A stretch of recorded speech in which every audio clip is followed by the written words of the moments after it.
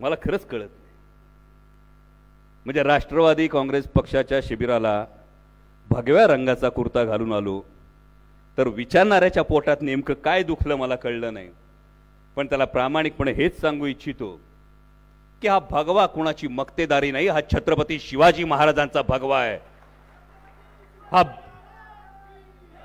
हा बौद्ध भिक्खूंच्या चिवराचा भगवा आहे आणि हा माझ्या देशाच्या तिरंग्यातला भगवा आहे। आणि जेव्हा भगव्याचा विषय निघाला तेव्हा स्वाभाविक अनेक ठिकाणी चर्चा सुरू आहे,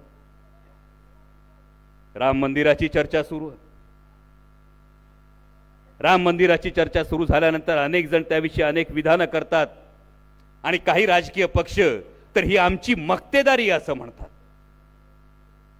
त्यांना प्रामाणिकपणे सांगू इच्छितो, प्रभू श्रीरामचंद्र जेवढे तुमचे आहेत त्यापेक्षा जास्त आमचे आहेत। चार खांद्यावर जाताना आम्ही सुद्धा जय राम श्रीराम जय जय रामच म्हणतो।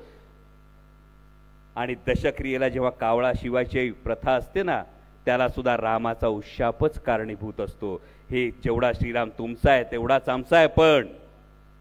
पण आम्हाला जे प्रभू श्रीरामचंद्र शिकवलेत, आमच्या मंदिरामध्ये प्रभू श्रीरामचंद्र जे आहेत, हे आमच्या मंदिरात असलेले प्रभू श्रीरामचंद्र धनुष्यबाण ताणलेले नाहीत, ते आशीर्वादाचा हात उंचावलेले कुटुंबवत्सल सीतामाई लक्ष्मण आणि हनुमंतराया बरोबर असलेले प्रभू श्रीरामचंद्र आहेत।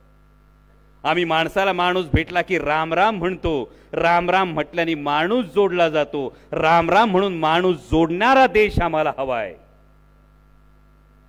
आणि म्हणून प्रभू श्रीरामचंद्रांविषयी जेव्हा शिकवलं जातं आपल्याला देशमुख साहेब, तेव्हा काय शिकवलं जातं? एक वचनी, एक बाणी, एक पत्नी। तिसऱ्या विषयावर मी बोलणार नाही। खाजगीतल्या गोष्टी जाहीरपणे बोलू नयेत असा एक संकेत आहे, तेवढा आपण पाळू। पण एक बाणी एक वचनी हा जो आहे, म्हणजे प्रभू श्रीरामचंद्रांची आराधना करायची, प्रभू श्रीरामचंद्रांचं उदो उदो करायचा। प्रभू श्रीरामचंद्र उभ्या हिंदुस्थानाचे दैवत आहेत, पण प्रभू श्रीरामचंद्र एकवचनी होते।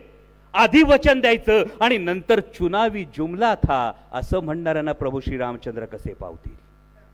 आमच्या प्रभू श्रीरामचंद्रांनी लंकेला जाऊन सीतामाईला सोडवून आणलं। स्त्री स्त्रीलाचं रक्षण करणारे प्रभू श्रीरामचंद्र होते। आमच्या महिला कुस्तीपटूंवर दिल्लीमध्ये काय परिस्थिती ओढवली ती पाहिली। आमच्या महिला कुस्तीपटूंना जर अश्रुपूर्ण नयनांनी कुस्तीलाच राम राम ठोकावा लागत असेल तर असं महिलांचं शोषण करणाऱ्यांना, आश्रय देणाऱ्यांना प्रभू श्रीरामचंद्र कसे पावतील? मग शावटे सरांनी सांगितलं, प्रभू श्रीरामचंद्रांनी वनवास पत्करला। हा वनवास पत्करला तो पित्याचं वचन